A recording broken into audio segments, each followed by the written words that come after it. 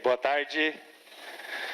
Então, pessoal, segunda aula, dando continuidade ao conteúdo relacionado à visualização de dados. Na aula passada, nós falamos sobre alguns aspectos fundamentais da visualização de dados, tipos de visualização, visualização para exibições conceituais, visualização baseada em dados, e vários aspectos relacionados à visualização. Na aula de hoje, o que nós vamos fazer é discutir uma série de gráficos usados para fazer visualização baseada em dados, tá? Então, por que a gente vai trabalhar esse tipo de coisa? Nós vamos conhecer os principais tipos de gráficos utilizados para comunicar de forma visual o que nós temos nos dados, e isso é importante para a gente poder compreender os aspectos físicos, funcionais e de forma desses gráficos. Eu já vou dizer o que são os aspectos físicos e funcionais, e com isso a gente vai ser capaz de desenvolver mais senso crítico para escolher adequadas representações que nós vamos utilizar, tá?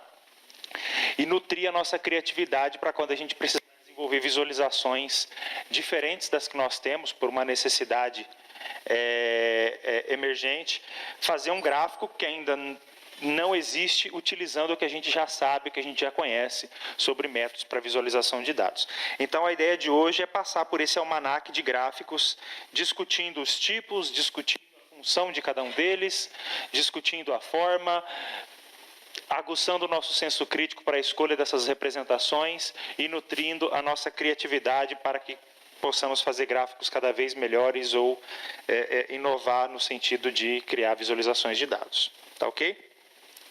Então, relembrando rapidamente da aula passada, nós vimos esse plano cartesiano aqui com dois eixos. Esse eixo vertical diz se a sua visualização de dados tem caráter declarativo ou caráter exploratório, e no eixo horizontal nós temos se a sua visualização de dados é uma visualização conceitual ou se a sua visualização é orientada a dados, tá? Do lado direito, então, desse plano cartesiano aqui, nós temos, então, os tipos de visualização que nós produzimos utilizando dados que nós coletamos, dados que estão em uma tabela e não meramente estamos comunicando o conceito. Nós temos dados e esses dados vão alimentar os nossos dispositivos de representação. E aqui nós dividimos em dois grandes tópicos, que é gráficos para fazermos descoberta visual e gráficos que são visualizações do cotidiano, e basicamente a gente vai trabalhar nesses dois quadrantes aqui. A maior parte do tempo no quadrante mais escuro, que é o de visualização, eu vou estar sempre mostrando para vocês já gráficos bem acabados, ou seja, meio que versões finais dos gráficos que a gente buscava obter quando começamos a fazer uma análise exploratória, porque na próxima aula, na aula que eu vou dar um rápido curso de visualização de dados com R, é que nós vamos fazer um pouco mais de descoberta visual. Então, na aula que vem, eu vou pegar um conjunto de dados, vou contar a história desse conjunto de dados para vocês, e nós vamos aprender sobre esse conjunto de dados, visualizando propriedades desses dados com os gráficos que nós vamos ter conhecido aqui na aula de hoje. Tudo bem?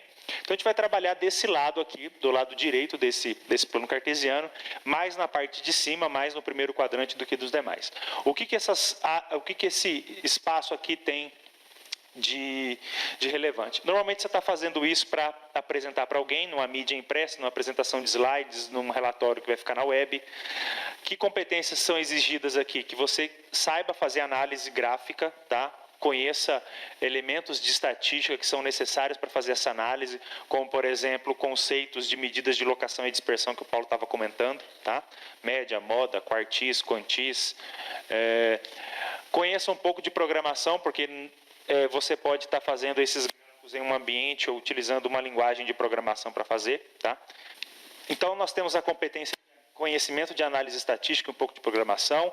Esses gráficos nós vamos fazer eles sempre utilizando softwares para análise e visualização de dados, porque são gráficos que estão prototipados lá, você escolhe aquele tipo de visualização dentro de um conjunto que o teu software oferece, tá ok? E aí alguns softwares oferecem uma coleção interessante, outros softwares oferecem uma coleção bastante discutível se são de fato representações interessantes, eu vou falar disso mais no final. E o objetivo de fazer a visualização orientada a dados é descobrir padrões e comunicar as evidências que você encontrou com outras pessoas, tá? Então, a gente vai trabalhar do lado direito desse plano cartesiano, e aí chega o momento em que eu tenho que definir o que a gente leva em consideração para escolher um bom gráfico. Basicamente, 3 coisas. A escala das variáveis é importante para você fazer um gráfico. Tá? Se essa variável é quantitativa, qualitativa, ordinal, nominal, contínua, discreta, eu já detalho isso no próximo slide. Mas existem 2 coisas que são relacionadas ao gráfico em si, uma vez que você já decidiu sobre a escala, que é o propósito da sua visualização. Isso eu vou chamar de função do gráfico. Tá? A função que o gráfico tem é o objetivo que você quer transmitir utilizando aquele gráfico. E depois nós temos um outro aspecto do gráfico, que são as ênfases e os destaques. E isso está relacionado à forma do gráfico. Tá? Então, a gente vai ver uma série de gráficos aqui, e eu vou estar fazendo essa distinção entre função e forma do gráfico o tempo todo. Tá? Então, a gente precisa decidir o que queremos comunicar com esse gráfico, quais as variáveis que esse gráfico vai exibir. Nós já decidimos sobre a escala das variáveis na etapa anterior, e depois que nós escolhemos a função que o gráfico vai ter, nós podemos escolher a parte secundária, que é a forma que o gráfico vai ter. Tá? Sobre as escalas das variáveis, eu acredito que o Paulo já tenha comentado com você, mas aqui tem um recurso visual, que é a árvore, para poder explicar de forma mais simples quais são os tipos de variáveis que nós temos. Então, a primeira ramificação que nós fazemos com relação ao tipo das variáveis é se ela expressa uma qualidade ou se ela expressa uma quantidade, se é uma variável qualitativa ou quantitativa. Se a variável é qualitativa, o que nós temos, os valores que a gente observa dessa variável, são valores de nível categórico, são níveis categóricos. Tá? E a quantitativa, os níveis são métricos, é uma quantidade expresso em um número já. E em cima não necessariamente é expresso em um número, você pode estar expressando você vai estar expressando um texto que é o rótulo daquela categoria. Tá? Nas qualitativas nós temos as nominais e ordinais. A nominal você não tem ordenação dos níveis. Exemplos são sexo, nacionalidade, o tipo sanguíneo, a religião que uma pessoa tem, enfim, são variáveis nominais e não tem uma ordem pré-estabelecida, natural. Tá? E a ordinal você tem ordenação, e exemplo disso é o seu nível de satisfação com relação a determinado assunto que lhe perguntam, o cargo ou patente que você tem dentro da empresa, e qualquer outra variável que utiliza uma escala de Likert do tipo não gostei, não gostei muito, não gostei, neutro, gostei bastante, coisas nesse sentido.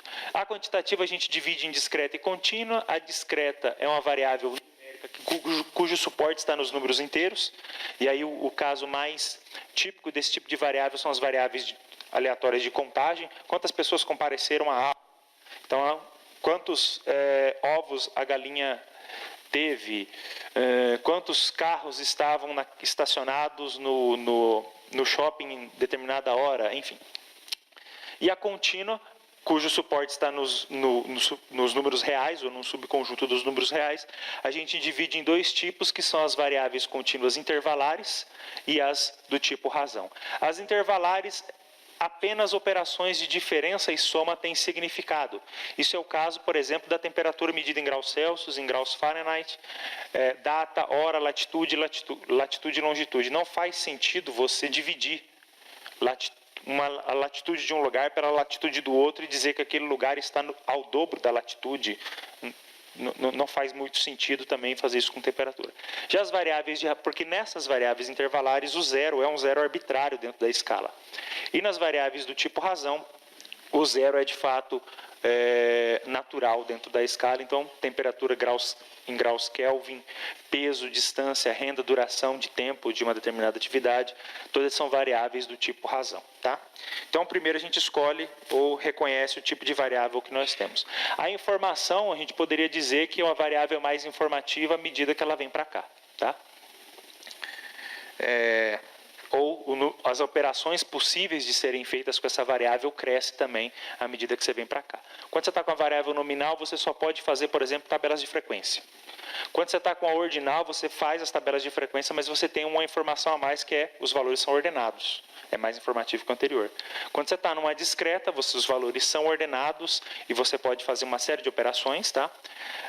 Quando a variável contínua também, só que a intervalar não permite operações do tipo razão e multiplicação, enquanto que a variável do tipo razão permite as 4 operações básicas de adição, subtração, multiplicação, e por isso que eu digo que a informação cresce nesse sentido, tá? Aqui está uma visão taxonômica desses gráficos organizados pelo Andrew Abela. Tá?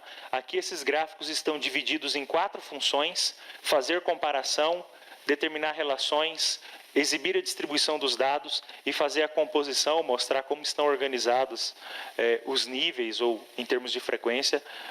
Eu vou fazer propor ou, enfim, aprimorar essa divisão taxonômica, mas o que vem a ser essa divisão taxonômica é o agrupamento dos gráficos baseados nas características em comum. E a principal característica que eu estou levando em conta para fazer a divisão é a função que o gráfico tem. E depois uma subdivisão vai ser feita com relação à forma que o gráfico assume. Tá? Então, a classificação principal que eu vou utilizar é a função do gráfico, e a função é um aspecto que está relacionado às quantidades que serão representadas naquele gráfico, as quantidades necessárias para a construção daquele gráfico. Então, responde a pergunta: quais quantidades ou propriedades serão exibidas? Então, a função do gráfico está relacionada ao que o gráfico irá exibir, o que será exibido no gráfico. E a forma é relacionado às decisões estéticas e de mídia, de como que você vai exibir. Uma vez que decidido o que você vai exibir, o como você vai exibir é aspecto relacionado à forma do gráfico. Tá? Então, eu vou destacar isso quando a gente começar a passear por todos os tipos de gráfico.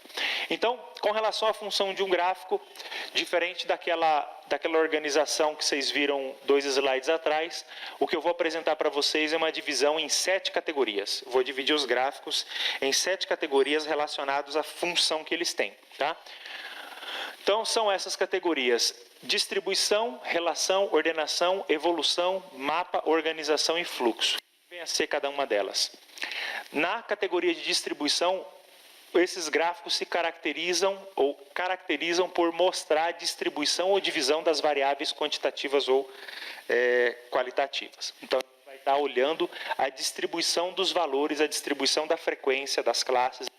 É isso que a gente vai estar representando com os gráficos cuja função é a de distribuição. Os gráficos com função de relação exibem a forma da relação entre as variáveis ou do contraste entre as variáveis, dependendo de uma série de categorias. Então, esse aqui é o maior grupo de gráficos, é o grupo de gráficos que permite visualizar a relação ou contraste nos dados. Ordenação são os gráficos que serão utilizados e vão exibir a informação classificando as categorias que serão exibidas com base nas variáveis. Os gráficos de evolução são basicamente todos aqueles gráficos que envolvem uma variável ordenada. Então, basicamente, essa variável ordenada é quase que sempre o tempo. Tá? Então, são os gráficos de série temporal e todos aqueles que usam a escala do tempo de alguma forma. Os mapas, que estão exibindo dados com propriedades espaciais. Os gráficos de organização, que servem para exibir a estrutura hierárquica de coleções de elementos, como que esses elementos são aparentados, ou qual a relação de semelhança ou diferença entre eles. E, por último, os gráficos de fluxo, que vão descrever o movimento ou conexão entre elementos. Então, nós vamos passar por gráficos nessas 7 categorias ali, e todos os gráficos que a gente for ver na aula de hoje são baseados em dados. Tá? Alguns gráficos eu construí com dados que eu vou mostrar para vocês, explicar para vocês o que são, e outros eu escolhi de um acervo grande que eu tenho. Então, tá. Gráficos para distribuição. Então, antes de começar propriamente a falar dos gráficos, os gráficos que nós vamos ver a seguir são todos feitos, a maioria deles, dos 2 primeiros grupos de relação e de dados de distribuição, são utilizando dados biométricos e esportivos de jogadores de futebol da Liga Europeia. Tá? Então, lá no site whoscored.com, esse site ele divulga estatísticas de futebol. Lá você tem uma aba aqui, ó, estatísticas dos jogadores, tá? Desse campeonato, estatísticas dos jogadores, e a tabela dessas informações eu extraí de lá de dentro do site e arquivei, e é essa tabela que eu vou utilizar aqui, ok? Então, estou utilizando esses dados reais classificados da Liga de 2013 e 2014. Tá? Então, as informações que nós temos são essas aqui. A nacionalidade do jogador, o time em que ele joga, o nome dele, a posição em que ele joga, a idade, a altura, o peso, quantas vezes ele jogou como titular, quantas vezes ele jogou como reserva, quantos gols ele fez, assistências a gol, cartões amarelos, cartões vermelhos, aqui é chutes a gol, tá? Chutes a gol bem sucedido, eu acredito que seja isso, passe, disputas aéreas ganhas, quantas vezes ele foi considerado o homem da partida, o rating do jogador, que é uma espécie de nota, vai de 0 a 10 sobre esse jogador, o índice de massa corporal, quantos jogos ele jogou, isso aqui é a soma desses dois anteriores, tá? 9 com 0 dá 9, e a posição em que ele joga, só que eu simplifiquei a variável posição, porque aqui você tem a posição no sentido vertical e no sentido horizontal do campo. Então esse cara aqui joga no meio do campo, lateral, e eu peguei só essa primeira parte, dizendo que ele joga no meio do campo. Então, são esses dados que nós vamos utilizar. Uma tabela de 1.326 variáveis por 1.326 registros por 21 variáveis. Não teria outro jeito de você analisar esses dados se não fosse de forma gráfica. Se você colocar isso em uma planilha e for inspecionar visualmente, você tem que percorrer o olho em 1.326 linhas. E você não vai conseguir percorrer o olho em 1.326 linhas e 21 colunas e conseguir tirar alguma informação substancial ali em um curto período de tempo. Não vai conseguir extrair muita informação se não for de forma visual. Ok? Então, a jornada começa assim. O primeiro dispositivo gráfico que nós temos, e é o primeiro por ser o mais rudimentar, é o diagrama de ramos e folhas. O diagrama de ramos e folhas é uma representação ASCII. Você já falou disso, Paulo? Já falou, né? Então, basicamente, o que nós temos aqui é a altura dos jogadores. A altura está em centímetro. Então, eu peguei só dos jogadores ingleses, para não ficar tão grande. Uma limitação que ele tem é que se o número de dados for grande, ele ultrapassa aqui, ficaria difícil de acomodar. Mas, basicamente, nós temos 2 jogadores de 1,65 m, 2 jogadores de 1,68 m, 3 jogadores de 1,70 m, 1 jogador de 1,71 m, e aí segue. Tá? Ou seja, todos os dados estão representados. Eu consigo saber todos os valores anotados, apesar dessa representação ser uma abstração, ela é uma abstração que ainda tem todas as informações. Tá? Eu sei todos os valores. E o maior jogador do inglês tem 1,94 m. Tá? Ok. A próxima visualização é basicamente eu vou trocar os números por pontos. Tá? Todos os gráficos estão organizados dessa forma. E em algum momento eu vou começar a pular essa parte aqui, que é a ficha técnica do gráfico. Tá? Então, isso aqui é o diagrama de ramos e folhas, a ficha técnica dele é o nome dele, a função, exibir a distribuição dos valores, a variável é quantitativa, posição x e y do dígito que você escreve, os caracteres empilhados, requisitos definíveis na hora de fazer esse gráfico, é o intervalo de classe. Aqui ele utilizou 1 centímetro como sendo a amplitude de classe, ele contou cada 1 centímetro para fazer, mas você poderia pensar em 2, 5 ou meio, se fosse o caso. Tá? Então, isso é algo que você define. E o que é calculado, uma vez que você definiu isso, é a frequência absoluta, a quantidade de ocorrências de cada classe. Aqui, no caso, as classes ficaram de 10 em 10 centímetros. Tá? De 1,60 até 1,69, de 1,70 até 1,79, de 10 em 10 centímetros. Isso aqui é configurável, você pode em fazer classes de 20 em 20 centímetros, tá ok? Então, isso que eu quero dizer com requisitos definíveis aqui. Professor, com licença, para a turma do presencial, a chamada 3 está aberta. A palavra passe é função. Função. Tá, obrigada, professor. De nada. Ok, então a próxima visualização que nós temos, e o Paulo estava usando essa aí pouco antes do intervalo, é o dot plot, o diagrama de pontos empilhados, e o que ele é, basicamente, nós substituímos aqueles números por pontos empilhados aqui, tá ok? Então, cada coluna dessa de pontos empilhados está contando jogadores que têm a altura da mesma classe, tá? No mesmo intervalo de classe, e aí nós temos uma ideia da distribuição de medidas de posição, da amplitude, enfim, olhando para este gráfico. Ok? Agora nós trocamos, então, ao invés desta representação, nós podemos representar a frequência. Ao invés de mostrar esses vários pontos aqui, a gente substitui tudo isso aqui por um retângulo de altura correspondente à quantidade de indivíduos dentro dessa classe. E aí nós temos o gráfico que nós conhecemos como histograma, ok? Então, o histograma, você foi lá e dividiu o domínio da sua variável observada em classes, contou quantos indivíduos haviam dentro de cada classe e representou com a altura dessa barra a quantidade de indivíduos dentro de cada classe. Tá?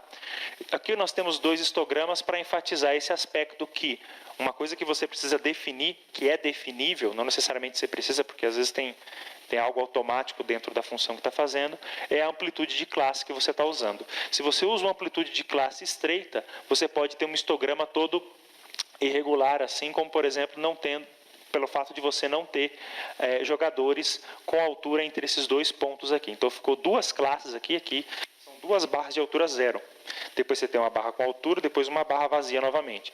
Se você muda a amplitude de classe, você pode ter um mais preenchido, né, sem essas falhas, e ter uma visão um pouco mais suavizada dessa distribuição de probabilidades. Então, é algo que você configura, que você decide.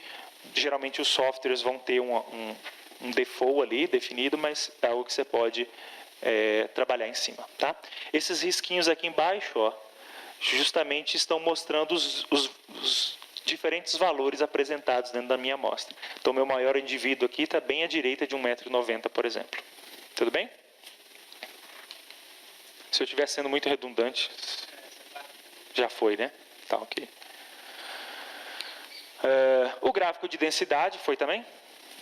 O gráfico de densidade, o que é especificável aqui? Você tem que dizer uma amplitude de banda e uma função kernel. Você mostrou a aplicaçãozinha Shine? Tá.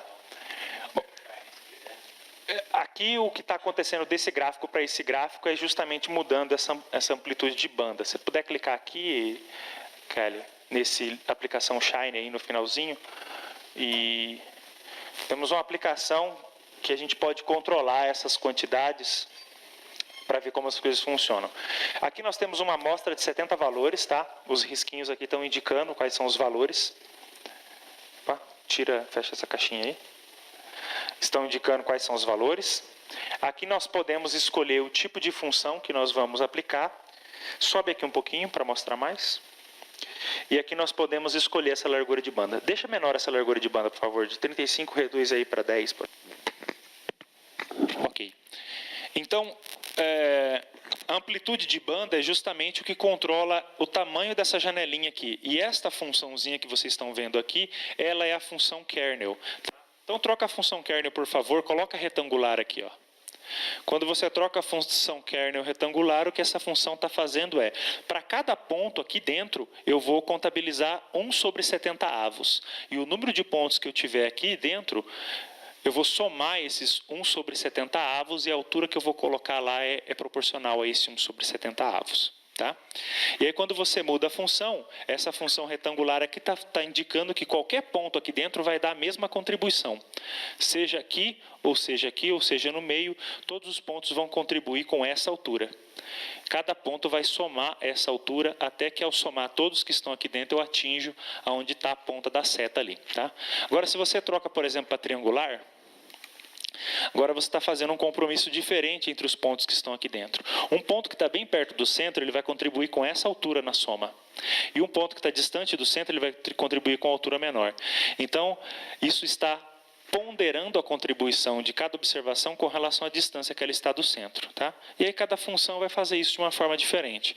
A gaussiana, por exemplo, vai utilizar uma função que é o núcleo da distribuição gaussiana. E o interessante desse gráfico é que a área desta função aqui é 70, quer dizer, é 1/70. Como nós temos 70 observações, a área disso aqui tudo é 1. Então, esse é um gráfico de densidade empírica e uma propriedade que esse gráfico tem é que se você fosse capaz de integrar deste ponto até este ponto, a área abaixo dessa curva daria 1, indicando que é uma probabilidade, indicando que é uma frequência relativa. Tá? Tudo bem? Então, voltamos aos slides. Esse é o gráfico de densidade, acho que o Paulo já comentou com vocês. Dando continuidade, então, às visualizações para discutir a distribuição dos dados, nós temos aqui o gráfico de distribuição relativa acumulada. Então, é um gráfico do tipo escada, que vai acumular da esquerda para a direita, e cada degrau desse, a altura de cada degrau desse é proporcional ao número de indivíduos que possuem este valor aqui, ó. Então, por exemplo, esse degrau grande é porque existem vários indivíduos, vamos dizer que é 1,80 m, existe esta quantidade de indivíduos, faz de conta que sejam 10 indivíduos com 1,80 m, com 1,81 m existem 5 indivíduos, com 1,82 m 2 indivíduos, com 1,83 m 30 indivíduos, ou seja, o tamanho desse degrau é a quantidade de indivíduos que tem determinada altura, e esse gráfico de 0 e vai até 1, porque ele representa a frequência relativa nesse eixo aqui. Então, eu vou acumulando indivíduos da esquerda para a direita até que toda a amostra seja representada e a minha frequência relativa atinja 1. Como é que a gente lê esse gráfico? Quando você pega e levanta uma linha aqui em 1,80 m, onde você encontra a função é a proporção de jogadores que têm altura igual ou menor do que essa quantidade aqui. Ok? Então, essa função escada está nos dando a proporção de indivíduos com valor igual ou menor a um determinado valor no eixo X aqui. Tudo bem? Sabendo disso, com esse gráfico nós conseguimos tirar algumas informações visuais. Um que é bastante imediato é você descobrir quem que é a mediana dos dados. Para fazer a leitura da mediana dos dados, você faz a operação inversa. Você corta horizontalmente esse gráfico no 0,5 e tenta descobrir quem que é o valor de altura que divide os 50% mais altos dos 50% mais baixos. Então, fazendo a leitura inversa aqui, ó, a mediana é aproximadamente, aí eu não vou ter precisão, mas acho que acredito que está 1,82. A mediana desses dados é 1,82 m. Metade dos jogadores estão acima, metade dos jogadores estão abaixo, tá? Cuidado, às vezes, ao falar isso, metade estão acima, metade estão abaixo, porque quando você fala isso, você não está considerando que podem haver empates, tá ok? Você pode ter valores repetidos, e aí isso muda um pouco essas proporções. E outra coisa que permite saber é qual que é a quantidade de jogadores que tem entre 1,70 m e 1,80 m. Você lê aqui, ó, qual que é a altura, qual que é a probabilidade de estar abaixo de 1,80 m. Faz de conta que é 40%. Qual que é a probabilidade dele estar abaixo de 1,70 m? Faz de conta que é 20%. Então, 40 menos 20, 20% dos jogadores tem entre 1,70 m e 1,80 m. Tá? Então, esse gráfico é interessante porque você consegue determinar essas frequências aí de forma visual, de forma aproximada, julgar essas coisas. Oi? Não, nada? Então tá bom. O Paulo já falou do gráfico de caixas com vocês. Então, o gráfico de caixas ele vai estar sinalizando para a gente as separatrizes dos dados.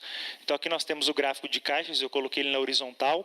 As extremidades são o menor e o maior valor da amostra, asterisco, que não é exatamente assim ainda. Esta linha que corta a caixa ao meio é a mediana, e as extremidades dessa caixa são o terceiro e o primeiro e o terceiro quartil. Então, aqui nós temos 25% da nossa amostra, aqui nós temos 25%, aqui nós temos 25%, aqui nós temos 25%, porque essas separatrizes são os quartis, tá? E essas duas observações aparecem aqui em destaque porque elas superam duas linhas imaginárias que são as linhas da amplitude interquartílica. O que são essas linhas, ou onde estão essas linhas? A amplitude interquartílica é essa distância daqui até aqui, ó. Este comprimento é a amplitude interquartílica. Agora você pega 1,5 vezes isso, ó. 1,5 vezes, aqui no quadro dá 2 palmos, então tem que fazer 3 palmos. 1 palmo, 2 palmos, 3 palmos. A linha da amplitude interquartílica superior está mais ou menos aqui. Como essas duas observações são superiores a essa linha imaginária, elas são representadas, destacadas com os pontos. E a próxima observação, logo abaixo da linha imaginária, que vai ser a extremidade desse segmento. Do lado de baixo nós não temos ninguém, porque 1,5 vezes amplitude interquartílica, a menor observação não ficou abaixo desta linha imaginária, tá? Então, essa linha de 1,5 amplitude interquartílica é a fronteira que vai fazer com que esses pontos sejam exibidos de forma isolada, tá ok? Que estão bem na cauda da distribuição. Então, aqui, essas áreas aqui correspondem, portanto, a áreas de tamanho igual, tá?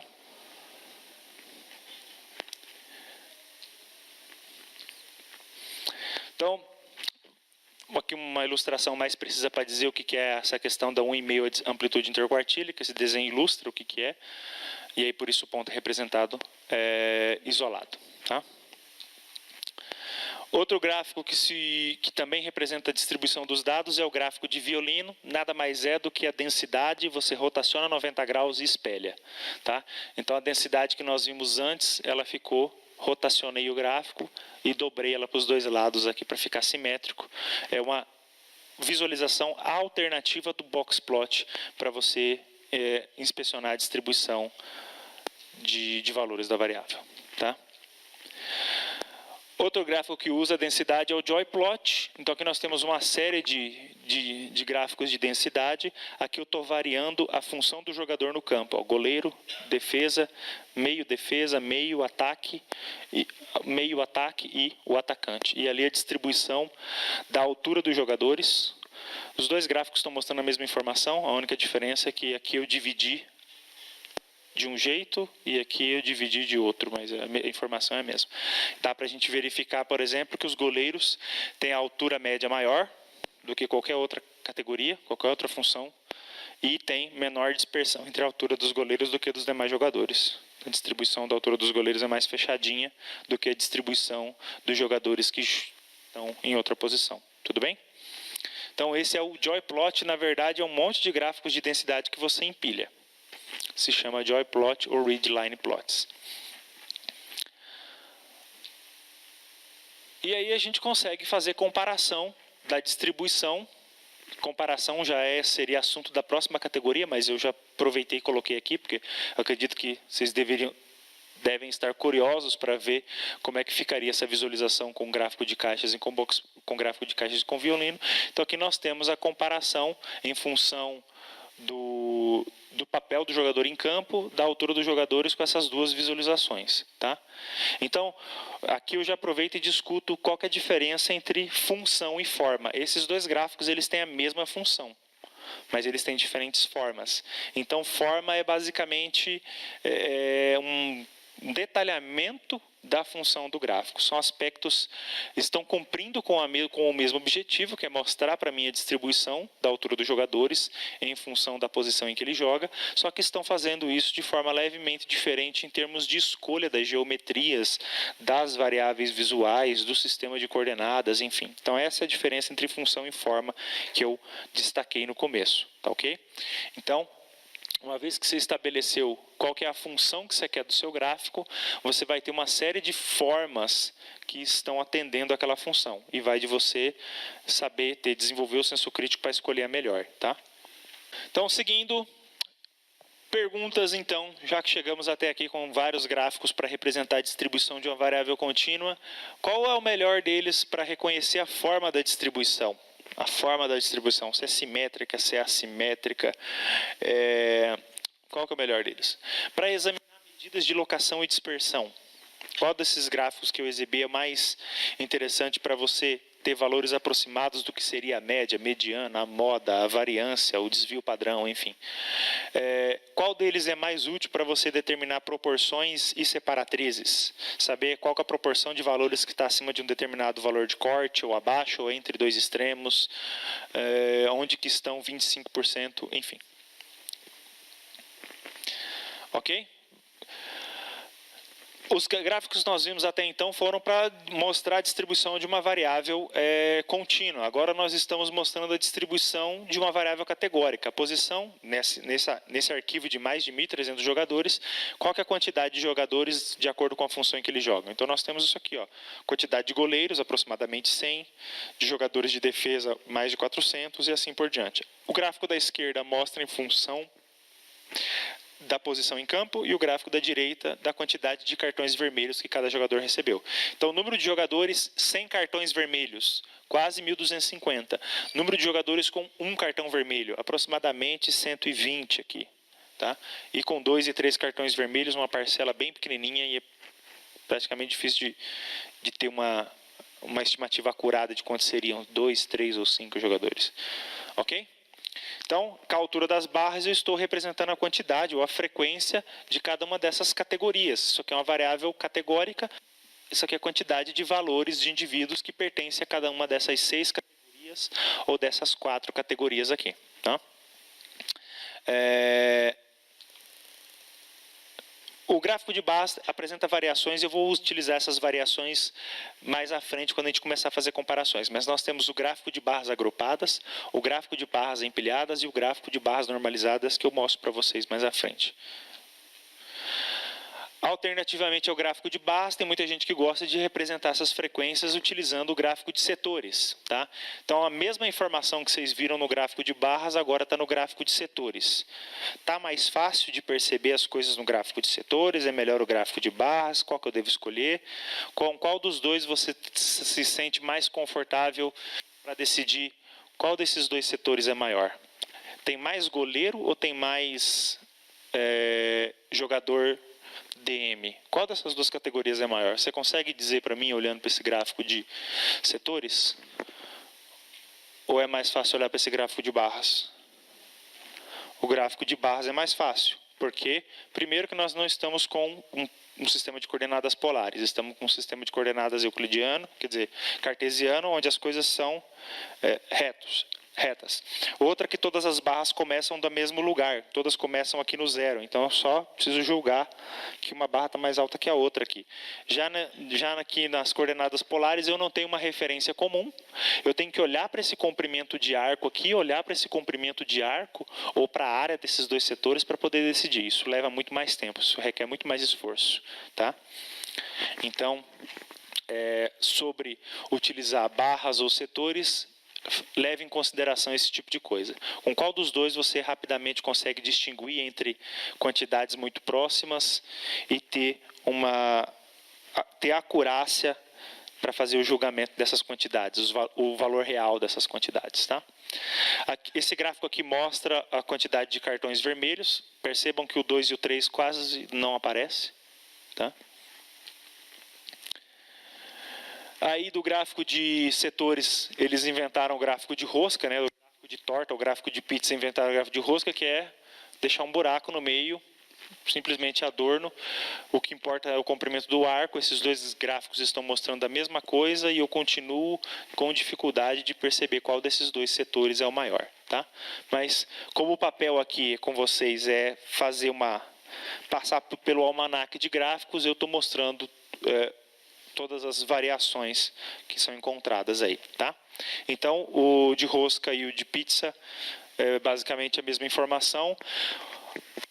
Tem se utilizado bastante o gráfico de rosca para colocar em dashboards, porque aqui no centro da rosca você escreve alguma estatística mais importante aqui dentro. Tá? Suponha que este arco seja a sua empresa, a fatia de mercado de várias empresas, este arco seja o da sua empresa, então você escreve aqui o percentual correspondente a esse arco, utilizando a mesma cor desse arco aqui dentro. Tá? Então você destaca para uma das categorias, coloca o valor ali dentro, ó, coisa que você pode pensar em fazer.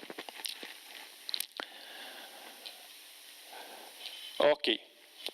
Tem outro tipo de representação para mostrar a frequência, que é o waffle chart. E ele utiliza pixels, bolinhas ou qualquer outro caractere, qualquer outro símbolo. E aqui a gente está representando todos os jogadores, mais de 1.300 jogadores. Cada um deles é um pixel desse. Então a quantidade de pixels nessa cor verde é 0, representa a quantidade de jogadores que não ganharam cartão. E até os jogadores que ganharam 3, 2 ou 1 cartão. Então aqui a gente consegue saber que teve apenas um jogador que ganhou 3 cartões, 3 jogadores ganharam 2 cartões. Aqui eu conseguiria contar rapidamente, porque tem, se eu não estou enganado, 30 por 3, então você faz a conta e o restante são jogadores com 0 cartões. Tá? Outra forma de representar a distribuição, se é melhor ou se é pior, são debatíveis, mas utiliza-se bastante esse quando você quer puxar atenção para os casos raros, ou dar um pouco mais de visibilidade para os casos raros, que no gráfico de setores eles nem apareciam e na barra também ficava bem apertadinho. Tá? Então isso enfatiza às vezes os casos raros. Isso depende muito da história que você quer contar, tá? Com os dados. Veja que aqui não tem eixo, nem para lá e nem para cá, para que você possa ver números ou Então esse gráfico ele fica mais desamparado em termos de acurácia visual, mas ele fornece um pouco de impacto ou de ênfase nesses casos raros aqui. Então, na hora de contar a história, que você vai ter que escolher qual que é a visualização que confere mais evidência para a história que você quer contar. Qual desses gráficos que a gente viu, então, barra, setores, waffle, é mais interessante para você reconhecer a distribuição dos valores? Qual deles é mais acurado para você comparar as proporções em diferentes categorias? Qual deles você deveria utilizar para enfatizar categorias de baixa frequência? Tá? Então, mentalmente tente responder essas perguntas aí. Possivelmente você vai considerar o terceiro para o último gráfico, o waffle para terceiro, e o de barras é quase sempre melhor do que o de setores na maioria das situações. E por último, ainda falando sobre distribuição dos dados, nós temos um tipo de gráfico que é útil para a gente julgar se os valores que nós obtivemos numa amostra são condizentes com uma distribuição de probabilidades, com uma amostra proveniente de uma população que é de certa distribuição de probabilidades, que é o gráfico quantil-quantil. Ele relaciona os valores observados dessa amostra com os supostos valores teóricos de uma distribuição de probabilidades que é candidata. Tá? Então aqui está mostrando a distribuição da idade dos jogadores e aqui está mostrando a distribuição do índice de massa corporal. Então a gente vê que a idade dos jogadores tem uma certa discreticidade, porque ela é medida em anos, então você tem 40 anos, 41, 42 anos, a hora que você faz esse gráfico você percebe que o intervalo é de anos. Já o índice de massa corporal é uma variável mais com uma granulometria maior, você não percebe essas escadinhas, né? E aí o julgamento sobre se de fato essa variável tem distribuição normal é se esses pontos estão bem alinhados com uma linha diagonal aqui. Então, julgando a normalidade dessas duas variáveis, dá para se dizer que o índice de massa corporal apresenta mais normalidade, mais adesão à distribuição normal do que a idade dos jogadores, tá? Apresenta um pouco de assimetria aqui, ó. Além disso, tem a questão de não estar bem, a idade não ter sido registrada com mais casas decimais, porque ela poderia, né? Poderia ter sido uma idade registrada com meses e dias, se você quisesse. Ok, até aqui falamos da categoria de gráficos para exibir distribuição dos dados. Agora a gente vai entrar na maior categoria, que é a categoria que exibe relação entre as variáveis. Então nós voltamos com o gráfico de barras agora, só que agora nós estamos acomodando uma terceira variável. Nós estamos mostrando o número de jogadores em função da posição em que eles jogam. Tá? E a altura da barra aqui é o total de jogadores em cada posição. Só que nós subdividimos essa barra de acordo com a quantidade de cartões amarelos que o jogador teve, de 0 até 5 ou mais cartões amarelos. Então esse é o gráfico de barras empilhadas, no caso. Que você pegou uma barra e dividiu, você empilhou as barras que seriam as barras de cada cartão amarelo. A utilidade desse gráfico, ou a ênfase é, primeiro você olhar ou julgar com mais acurácia os totais e com menos acurácia as frações desses totais. Tá? Então, o gráfico de barras empilhadas enfatiza mais os totais e depois, como informação secundária, como que esse total é subdividido de acordo com a segunda variável. Já o gráfico de barras lado a lado não coloca as barras uma em cima da outra, mas uma do lado da outra, e aí você consegue comparar a altura de todas as barras que são de mesma cor, ou seja, comparar as posições em que os jogadores jogam de acordo com 0 cartões amarelos, 1 cartão amarelo. Então você muda a ênfase que você está dando, tá? Você não quer mais comparar a divisão de uma categoria dessa para aquela variável, você quer comparar agora aquela variável ao longo de todos os grupos. Então muda a ênfase que você está dando, tá? E temos um terceiro tipo de gráficos de barras, que é o empilhado, só que você relativizou. Você fez com que todas as barras tivessem altura 1, você transformou a frequência absoluta em frequência relativa, e aí todas as barras alcançam 1. Frequência relativa de jogadores ou do número de cartões amarelos dentro da categoria goleiro, dentro da categoria zagueiro, dentro da categoria atacante. Tá? Então agora você consegue comparar a proporção de quantidade de cartões amarelo dentro de cada uma das categorias. A ênfase desse gráfico é fazer com que você compare essas proporções. Tá ok? Tudo bem? Então, a categoria que é mais fácil de você comparar é o 0 cartões ou 5 cartões, né? Por quê? Porque você tem como referência o começo das barras ou o final das barras está alinhado. Já do meio, por exemplo, você teria que comparar este comprimento com este comprimento. Este comprimento com este comprimento, né? A altura dessa barra com a altura dessa. Fica um pouco mais difícil, tá? Mas essa é a ideia do gráfico, de barras empilhadas, barras lado a lado e barras normalizadas. Então, são gráficos de barras e cada um deles estão endereçando uma informação diferente, tá? Qual deles você vai escolher? Depende da história que você quer contar. Você quer falar a respeito da proporção de jogadores em cada categoria que ganharam a respectiva quantidade de cartões amarelos, ou se você quer falar dos totais, enfim. E aí nós temos um gráfico, mais um gráfico que é de barras, só que agora a largura das barras é proporcional à quantidade de jogadores que estão aqui dentro de cada posição em que joga. Então nós temos a categoria predominante, a categoria com mais jogadores, são os jogadores de zaga. A com menos são esses jogadores aqui, DM, seguido dos goleiros. Então a espessura aqui, a largura das barras é proporcional à quantidade de jogadores em cada um desses níveis aqui. E depois a subdivisão dentro é proporcional ou é a mesma coisa que nós tínhamos visto no gráfico anterior, tá? Então aqui a largura da barra representa a dimensão da frequência relativa de cada um dos jogadores em cada uma dessas classes. Tudo bem?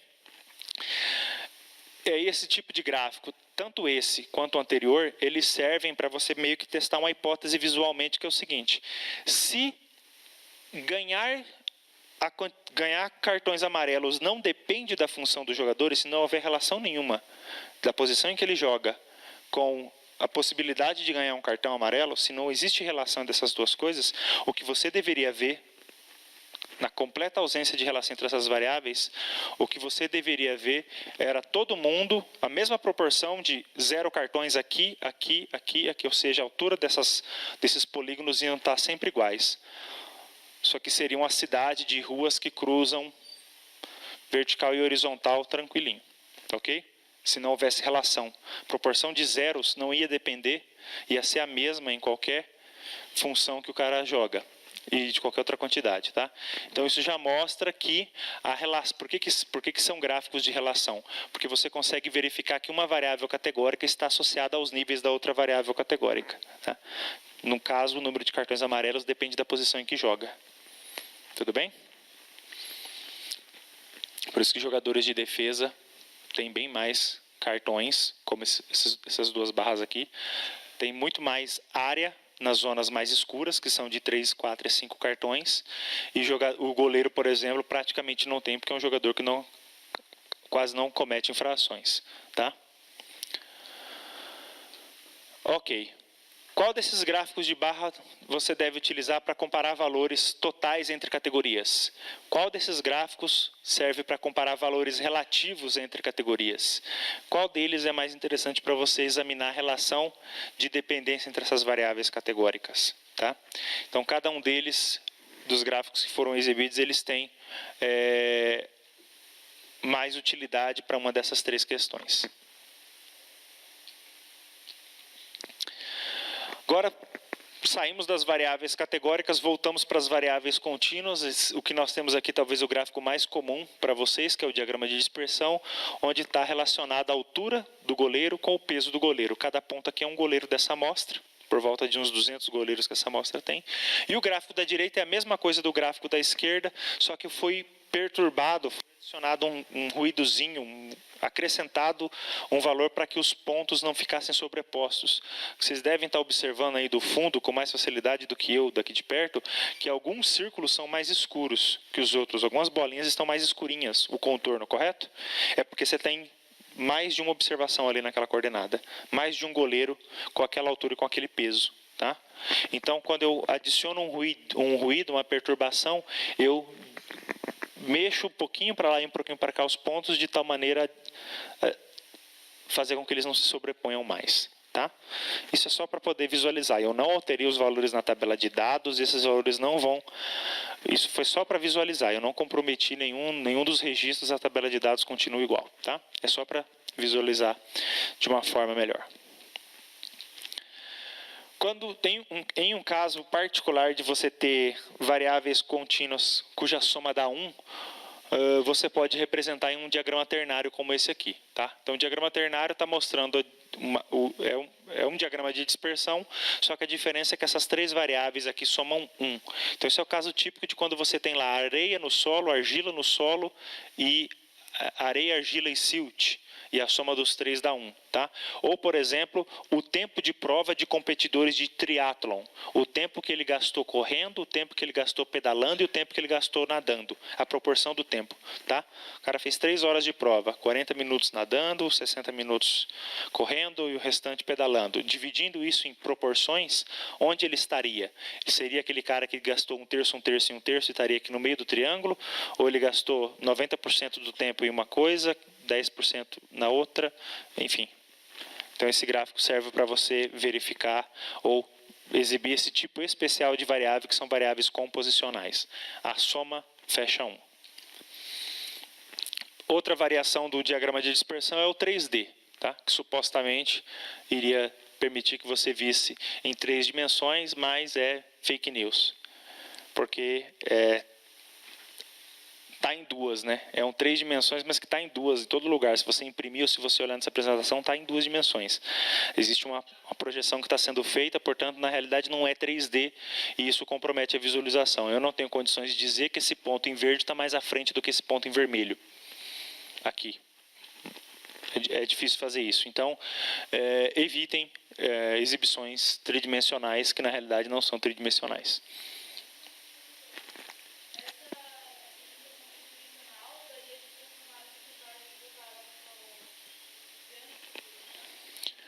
Se essas três coisas somassem 1, poderia.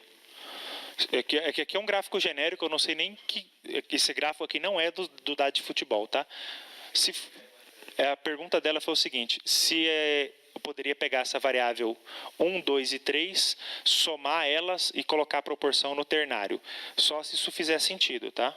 Porque às vezes você tem 3 coisas ali que a soma não dá 1. São variáveis completamente independentes umas das outras. Tá ok? Como altura, peso e idade dos jogadores, não faz sentido você somar e dividir. Tá ok? Porque são altura, idade, peso, dimensões diferentes. O que seria melhor que o tridimensional, então? Se você quer observar 3 variáveis ao mesmo tempo, como, por exemplo, a altura, o peso e a idade dos jogadores, você pode colocar em um diagrama de dispersão e utilizar a variável visual, que é o tamanho, como sendo aquela que vai expressar a idade. Então, o tamanho do círculo aqui é proporcional à idade. O maior círculo é um jogador de 40 anos e o menor círculo é um jogador de 20. Tá? Então, aqui a gente tem um jogador, aqui possivelmente um jogador de 20 anos e aqui um jogador de 40, 35, 40 anos. Tá? Lógico que você tem mais acurácia para julgar os valores de altura e os valores de peso e perde um pouco de acurácia para julgar a idade, mas no 3D você perdeu a acurácia dos 3. Então, e aqui a mesma coisa, só que ao invés de usar a variável visual, que é o tamanho, lembra que nós discutimos variáveis visuais na aula passada, eu usei uma escala de cores aqui de temperatura, do azul, que seria o frio, até o vermelho quente, indo de 20 para 40 aqui, tá? Então a questão é, voltando ao assunto de variáveis visuais, com qual das duas você consegue ranquear mais facilmente os indivíduos que você está vendo? Com qual das duas você consegue julgar que um indivíduo tem o dobro da idade do outro? Aí que você vai escolher sua variável visual. Em geral, esse confronto aqui, quem ganha é o tamanho. O tamanho é uma variável visual mais acurada para permitir o julgamento do que uma escala de cores. Tá? Então, por isso que eu coloquei as duas. Prefira sempre o tamanho ao invés da escala de cores ali, para julgar a variável idade. Então, esse que a gente acabou de falar é o bubble chart, né, o gráfico de bolhas. Existem outras opções para você verificar simultaneamente a relação entre variáveis. O que você pode fazer é criar uma matriz de diagramas de dispersão, onde você vê todas as relações 2 a 2. Então, aqui nós temos a altura contra o peso, nesse diagrama de dispersão. Aqui nós temos a altura contra a idade, e aqui nós temos o peso contra a idade. Além disso, na diagonal nós temos as densidades da altura, do peso e da idade, tá ok? Então, é um gráfico que dá uma visão panorâmica para você da relação entre as variáveis. Do lado de cima, nós temos as correlações calculadas. Então, a correlação de 0,67 é de peso com altura. 0,67 essa correlação aqui. De 10% é de peso com... Calma. Gente, deixa eu me afastar, que eu estou muito perto. Essa aqui de 10%, desculpa, é a correlação de altura com idade. E esta aqui é de idade com altura. Tá ok? Essa última que é praticamente zero. Tá? Idade e altura, correlação praticamente nula. E a distribuição de cada uma delas individualmente está aqui. A da altura, o do peso e da idade. Então, essa é a matriz de diagramas de dispersão. Se o número de variáveis do seu banco de dados cresce e você quer ver mais e mais variáveis umas contra as outras, se forem, por exemplo, 20, esse gráfico vai fazer com que as cédulas fiquem muito pequenas para você perceber de forma apreciável a relação entre as variáveis. E aí a gente pode esquecer, deixa para lá os pontos e utiliza um gráfico que mostre simplesmente o tamanho das correlações. Então, você calcula as correlações entre os pares das variáveis primeiro e exibe um gráfico que é o correlograma. Então, aqui nós temos duas versões do correlograma. Uma em que o tamanho do quadrado aqui dentro de cada cédula é proporcional à correlação. Tá? Então, o 78 está abaixo do 1 e o 54 está abaixo do 78, o tamanho desse quadrado e também a cor dele, né? Duas variáveis visuais foram usadas aqui, o tamanho e a cor, para indicar a correlação. E aqui foi a cor e o quanto essa elipse é estreita, né? O quanto ela é redonda ou elíptica. Tá? Então, as maiores correlações é onde nós temos as elipses com diferença entre os dois raios maior, tá? Então, é o correlograma. Mostra para a gente a correlação entre as variáveis. Aqui eu coloquei altura, peso, índice de massa corporal, idade e disputas aéreas ganhas. E a gente vê, por exemplo, que disputas aéreas ganhas não tem relação nem com idade, nem com índice de massa corporal, nem com peso, nem com altura. Tipo, correlação muito baixa com as outras variáveis. Mas existe uma correlação apreciável entre peso e altura e o índice de massa corporal. O que não é uma surpresa, porque o índice de massa corporal é uma variável definida pelas anteriores, né? Professor. Sim. O Carlos, do remoto, pergunta se você usou algum software para isso, ou você teve que fazer uma matriz e colocar cada informação no lugar específico. Não. Tudo software, tudo feito com R aqui no caso, tá? Que na aula que vem eu posso mostrar como isso é feito. Se não foi feito clicando, calculando por fora, indo lá, clicando no lugar e escrevendo o texto. Não, ainda bem que não, porque senão demoraria muito demoraria cada vez mais quanto maior fosse a tabela de dados. Então, isso é tudo feito de forma automática, tá? Esses gráficos estão todos prototipados, então você precisa preparar os dados da forma como os gráficos precisam que estejam, mas você chama lá e a mágica acontece. O software cuida dos detalhes por trás da implementação do gráfico, tá? Então, eu não precisei fazer nada manualmente em termos de escrever essas quantidades aqui, não foi isso. Está tudo prototipado lá, tudo pronto para a gente poder utilizar. Ok? O mapa de calor é uma visualização que você permite ver duas variáveis categóricas e a combinação, duas variáveis categóricas e uma contínua simultaneamente. Então, aqui eu estou exibindo para vocês cada um dos goleiros, não todos, que não cabe, eu peguei só os primeiros 30 ou 20, se eu não estou enganado, os goleiros, e aqui os valores que eles têm para a idade, altura, peso, índice de massa corporal e disputas aéreas. Transformei isso em uma escala padronizada para que eu pudesse pintar todas as colunas com a mesma escala de cores. E aí, o quão mais escuro é a cédula, é porque aquele jogador apresenta um valor alto para aquela variável. Tá? Então, por exemplo, esse Oliver aqui é o jogador que tem mais ganhos, mais bolas aéreas ganhas. O jogador mais alto é esse, mais alto e mais pesado, é esse Alexander Belenov. Então, o mapa de calor, a tonalidade das cédulas está mapeando uma variável contínua que está aqui, e você consegue verificar a combinação de duas variáveis categóricas simultaneamente. Tá ok? Então, a variável visual é a cor. Trocando a variável visual por pontos, a gente tem a mesma informação agora em outro gráfico, que é, aqui estão, esse aqui é o gráfico de linhas paralelas, ou de eixos paralelos, tá?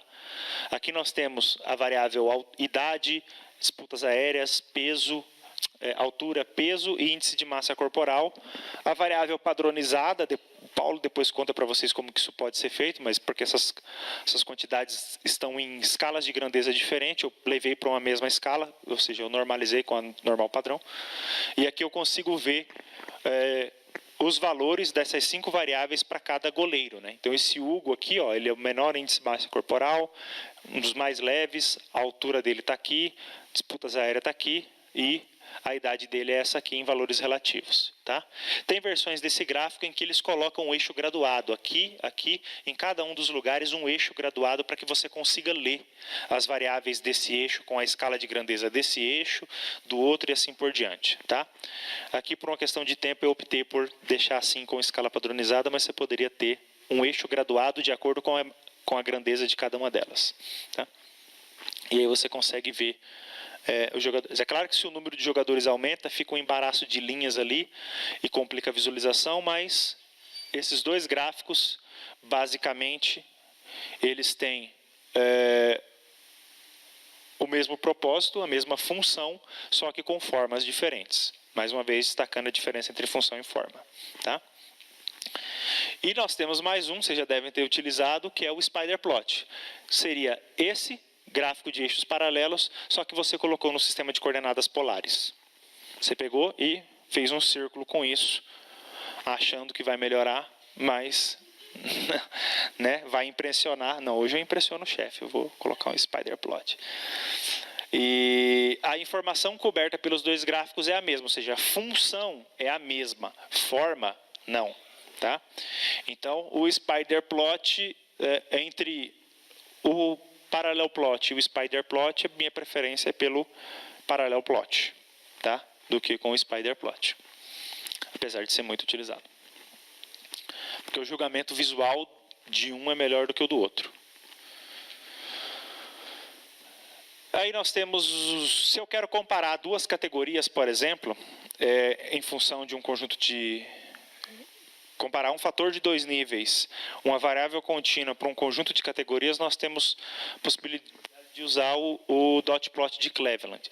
Aqui, então, nós estamos comparando a altura dos goleiros, a média dos goleiros de uma equipe, contra a média da altura dos demais jogadores, para cada uma das equipes, a altura. Eu falei de forma... de trás para frente, o que esse gráfico tem. Nós temos aqui as equipes, nós temos aqui as alturas, e os pontos representam a média dos goleiros, deve ter 2 ou 3 goleiros por equipe, o titular e 1 ou 2 reservas, e outros jogadores. Então, a gente percebe, por exemplo, e esse gráfico, a função dele é facilitar a comparação, que os goleiros são sempre mais altos do que os demais jogadores. Então, você consegue ver a distância entre um ponto e outro aqui. Daria para você aprimorar isso, aguçar ainda mais e colocar uma linha ligando os dois pontos, tá? Para enfatizar ainda mais a diferença que existe entre uma categoria e outra. Tudo bem?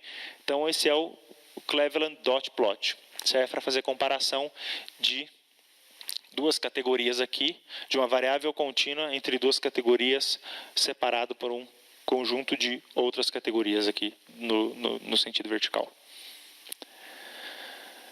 E quase no fim, nós temos o box plot, que permite julgar a distribuição em termos das separatrizes para a função do jogador em campo. Aqui nós temos a altura, ali nós temos o peso, lá nós temos a idade.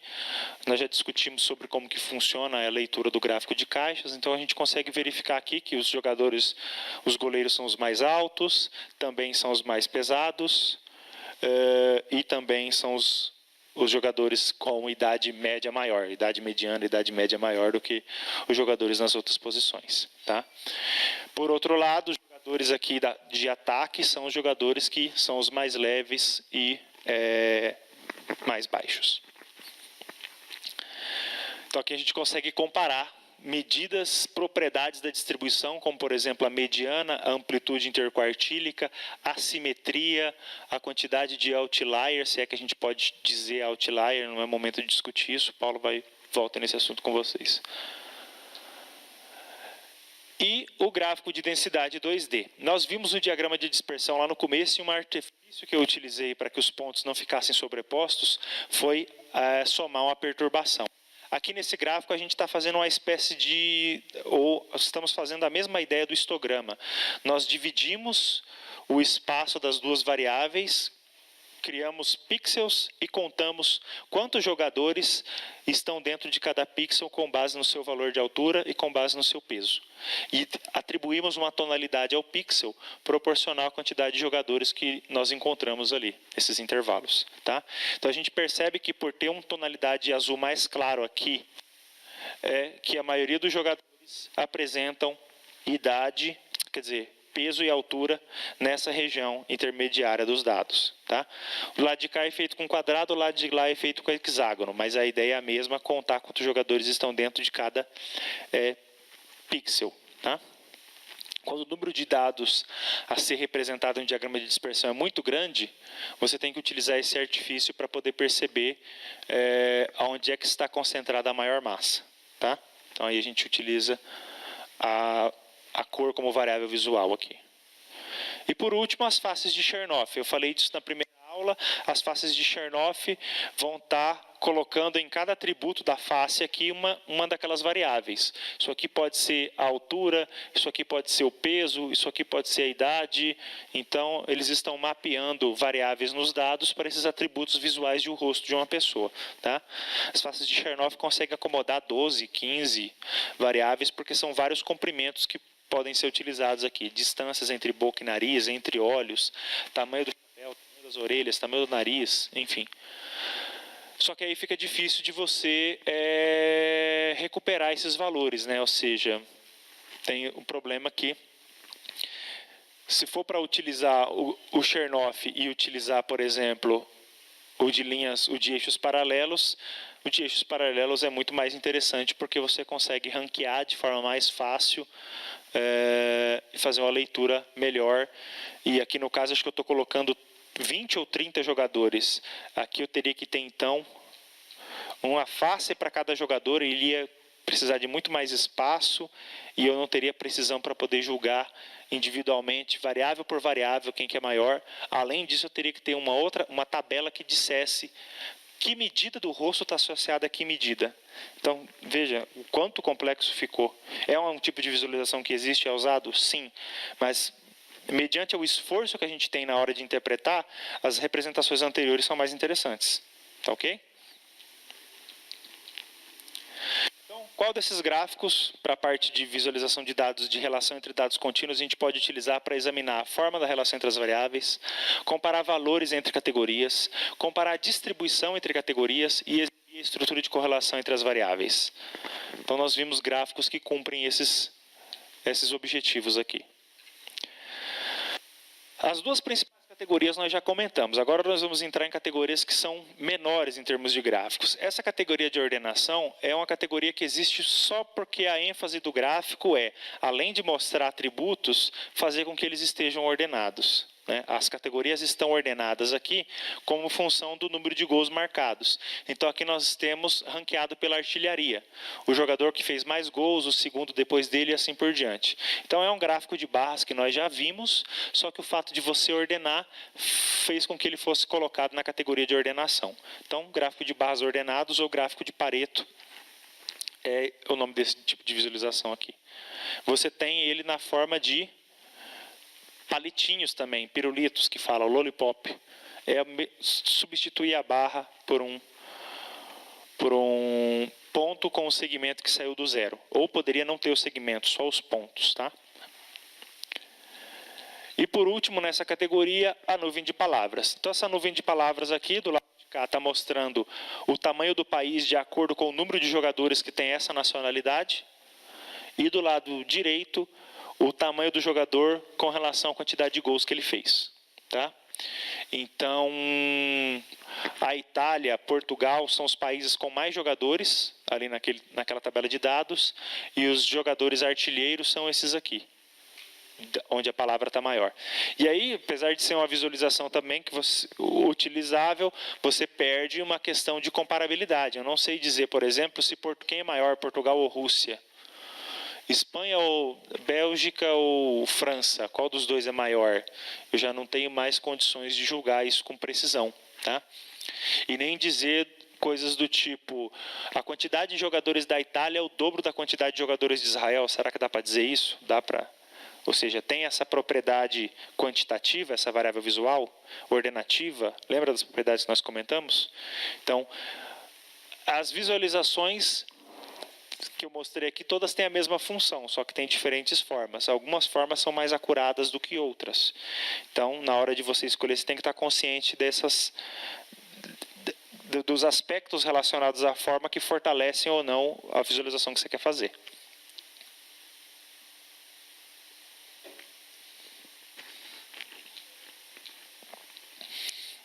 Gráficos do grupo de gráficos relacionados à evolução são basicamente gráficos de série temporal.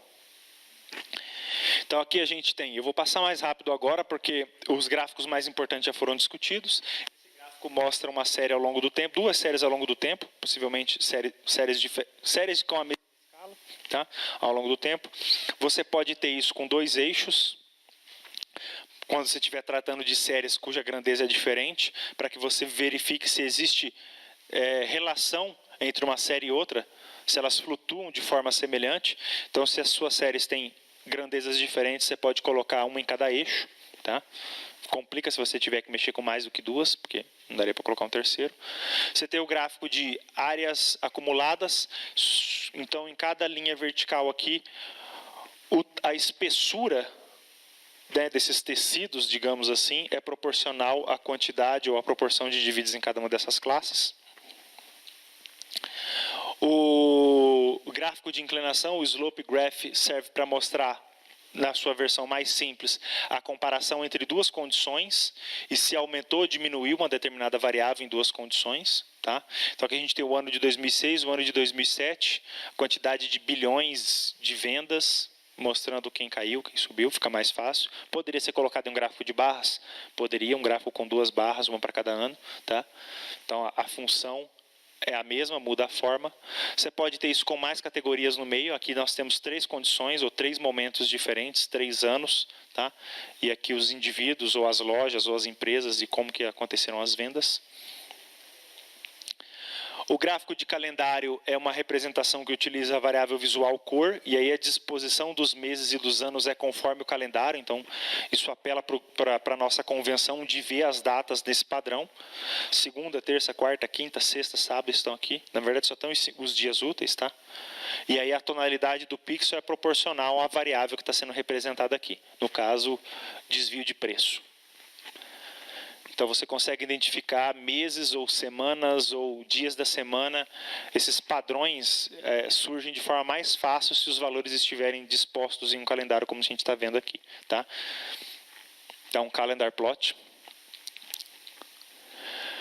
Tem o gráfico de cascata. O interessante do gráfico de cascata é que ele está mostrando as somas e as diminuições, por exemplo, de um conjunto de operações financeiras, nesse caso aqui.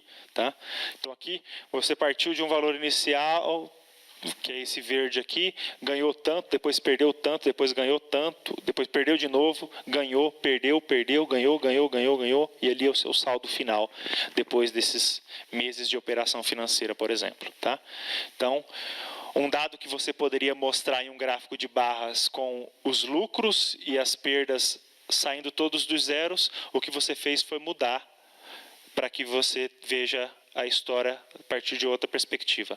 Quanto que você tinha em cada momento, quanto somou, quanto diminuiu uma operação depois da outra. Tá? O gráfico de Gantt está mostrando, é mais um tipo de visualização que tem a ver com variável ao longo do tempo, só que mostra a duração de cada personagem em um determinado filme. Tá? Então, o comprimento dessas barras é a duração em cenas de cada um dos personagens do filme aqui, Star Wars. O gráfico de Gantt que é muito utilizado para você fazer planejamento de etapas de trabalho. E esse último, da parte de gráficos relacionados à evolução, que é um gráfico muito específico de abertura e fechamento de bolsa de valores. Então, cada linha dessa aqui está mostrando o valor de abertura, o valor de fechamento, o máximo e o mínimo daquela ação dentro daquele dia. Tá ok?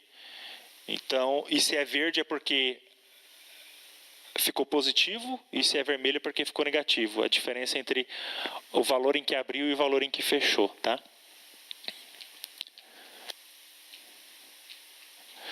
Os mapas, acredito que vai ter uma aula só de mapas para frente, Paulo.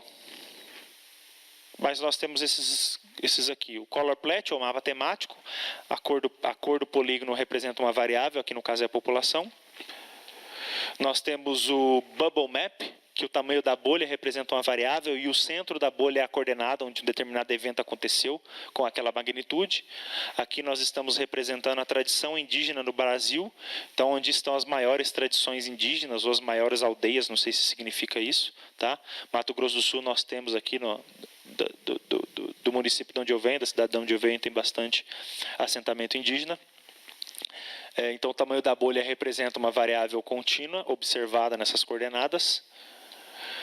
Nós temos o mapa topográfico ou de elevação, que não necessariamente precisa estar mostrando topografia. Então, esses gráficos aqui eu tirei de um tutorial do Paulo mesmo, da GeoR, pacote que ele fez, que mostra alguma variável aqui do Paraná, com valor previsto em cada possível coordenada, tá? Num grid de valores, num grid de latitude e longitude, esse valor foi previsto, então fica uma superfície suave ali, a transição entre as cores.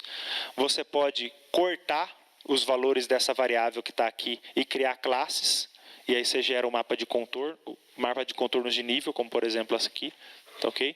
Não quer dizer que todos esses pontos dentro da Amazônia são o mesmo valor para determinada variável, mas é que pertence à mesma categoria, né? Mesmo intervalo de classe. Aqui o mapa de densidade que nós vimos com o Scatterplot 3D, mas agora no espaço. Isso aqui são ocorrências. Eu falei dessa história aqui lá do Jon Snow, das ocorrências de cólera. Então essas linhas de contorno estão justamente mostrando onde é que existe a maior ocorrência de casos de cólera. Opa, passou uma aqui, volta. O mapa de conexões, onde você liga coordenadas a outras coordenadas e pode expressar, por exemplo, no tamanho das conexões, a quantidade de indivíduos que saiu de um lugar para o outro, a quantidade de conexões. Esse mapa aqui está ilustrando a conexão entre empresas e prefeituras do Paraná. Empresas que prestam serviços para as prefeituras. Tá? Então, o tamanho a espessura da linha está relacionada ao número de vezes que determinada empresa prestou serviço para determinada prefeitura. Tá?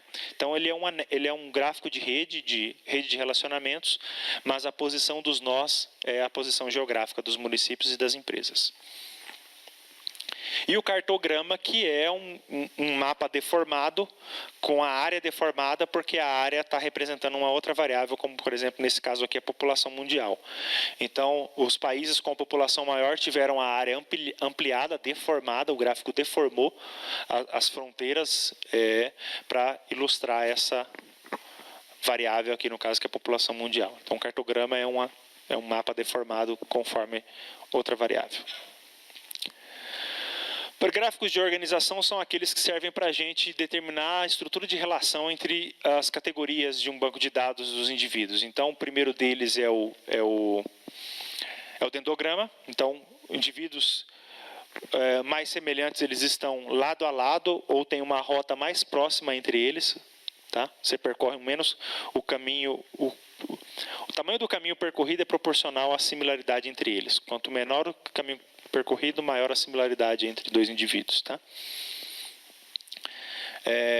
Aqui é a ideia de como que o dendrograma é gerado, basicamente. Esses dois indivíduos estão mais próximos, por isso eles estão aqui. Esses dois aqui estão bem próximos, depois estão aqui. Está mais próximo esse par desse par, por isso eles já são conectados aqui em cima. E o G está mais distante deles do que desse outro. Então, é a ideia de como que o dendrograma é feito. A gente tem o dendrograma, a gente tem a árvore, o mapa da árvore.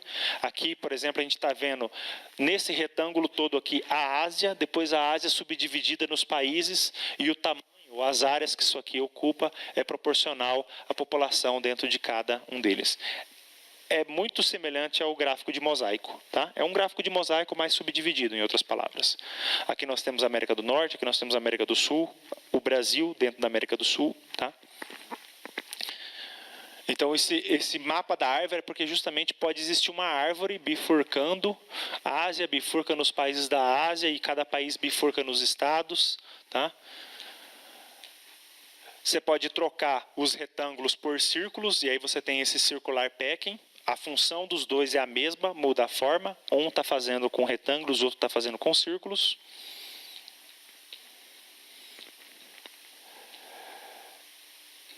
E você pode fazer isso com arcos, tá? Então, isso aqui é o jeito que a gente visualiza a ocupação do disco rígido no computador. Aqui é uma pasta, depois subpastas dentro dessa pasta, depois outro nível. Então, você pode fazer isso também de forma radial. A função é a mesma dos dois anteriores, só muda a forma. Um faz com quadrados que contém outros quadrados dentro. O outro faz com um círculo que contém outro círculo. E esse aqui é arco e vai expandindo do centro para as beiradas na hierarquia. Tudo bem? Então, são todos para mostrar a relação de hierarquia entre categorias. O link do remoto faz a seguinte pergunta. No mapa de calor, você pode fazer esse mapa só com coordenadas ou você precisa de um grid completo? O mapa de calor lá ou o mapa de calor da parte de mapas?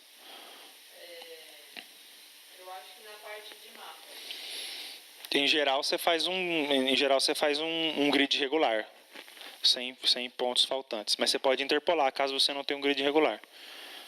Tá?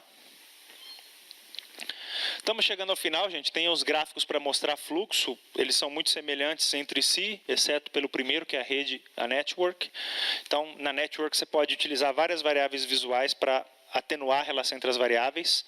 Aqui nós temos o tamanho do círculo representando uma característica, a espessura das ligações representando o grau de relação entre uma entidade e outra, tá? E várias outras características. Agora eu não tenho como detalhar com precisão cada um deles, tá? Aqui nós temos outra rede de relacionamento. Essa aqui em particular foi construída para o pacote do professor Wagner, para que a gente pudesse entender se eu mexer em uma determinada função do pacote lá, ele programou as funções do pacote, se eu mexer em uma determinada função do pacote, qual outra função depende dela, e se eu errar ao fazer isso, se eu prejudicar a implementação disso, qual que é o efeito em cascata, ou seja, para a gente poder entender como é que era a estrutura de funções dentro do pacote na hora de poder contribuir com ele. Então foi por isso que a gente fez essa rede de relacionamento aqui. Aqui tem uma outra rede de relacionamento que a gente consegue entrando nesse endereço aqui. Você procura um livro e depois você tem todos os livros que estão relacionados com aquele livro. Essa relação é com base nos padrões de compra desses livros na Amazon, tá? Então, pessoas que compraram Good Charts e compraram Big Book of Dashboards, se houveram pessoas que compraram os dois, eles passam a ser livros ligados, tá? Uma quantidade de pessoas que compraram os dois. A gente tem variações da rede de relacionamento, como, por exemplo, essa exibição circular. Tá? A gente tem essa exibição com os indivíduos todos alinhados e os arcos ligando eles. É só mudança de forma, tá? Porque a função é a mesma. E a gente tem o diagrama de Sankey, ou o gráfico aluvial, que mostra a proporção ou movimento de indivíduos, né, nessas categorias para indivíduos nessas categorias. Então aqui está mostrando a quantidade de dinheiro arrecadado em empresas de diferentes lugares e o emprego desse dinheiro em diferentes setores, ou o gasto desse dinheiro em diferentes setores. Tá? Então isso aqui a gente poderia relacionar, por exemplo, as profissões que as pessoas têm e os cargos que elas ocupam. Tá? Então esse gráfico mostra o fluxo. A espessura aqui é proporcional ao fluxo. Tá? A gente tem isso de forma radial, como aqui, ó, indicando eventos migratórios. Quantas pessoas saíram desse continente e vieram para esse continente, saíram desse e vieram para esse, saíram desse e vieram para esse. Aqui, por exemplo, ó, usuários de Samsung que estão utilizando Sony, de Apple que estão utilizando LG, de LG que estão utilizando Nokia, qual que foi a migração que houve de usuários de uma marca de telefone para outra marca de telefone. Tá? Então, esse é o diagrama de cordas.